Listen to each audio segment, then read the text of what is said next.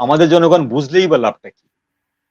আমাদের জনগণের প্রতিনিধি কারা? আমাদের জনগণের প্রতিনিধি তো জনগণের পার্টি বলে পরিচিত, যারা বড় বড় পার্টি।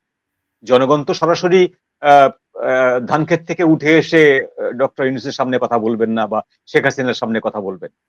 জনগণ ঢাকাতে আসতেই পারবেন না। আমাদের দেশের জনগণ, আমাদের জনগণের পার্টি বা জনগণের যারা প্রতিনিধি বলে দাবি করেন নিজেদেরকে, সেই সমস্ত পার্টিগুলো তারা কি বুঝছে না? তারা অবশ্যই বুঝতে পারছে।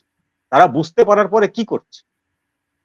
তারা বুঝতে পারার পরে সর্বশেষ আমরা একটা শব্দ শুনেছি ফখরুল ইসলাম আলমগীর সাহেবের মুখ থেকে, সেটা হলো যে এই ধরনের একটি করিডোর দেওয়ার সিদ্ধান্তের আগে আমাদের সাথে আলোচনা করা উচিত ছিল। আচ্ছা, আলোচনা করা উচিত ছিল আপনি বলছেন, আলোচনা করেননি, তিনি না করেই দিয়ে দিলেন। এখন আপনি কি করবেন?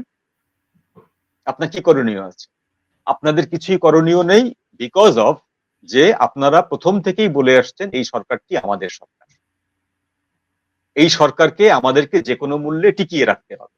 সুতরাং এই সরকারকে এখন ডক্টর ইউনূসের সরকার বলার তো কোনো সুযোগ আপনাদের হাতে নেই, আপনাদের হাতেও নেই, জামাতের হাতেও নেই।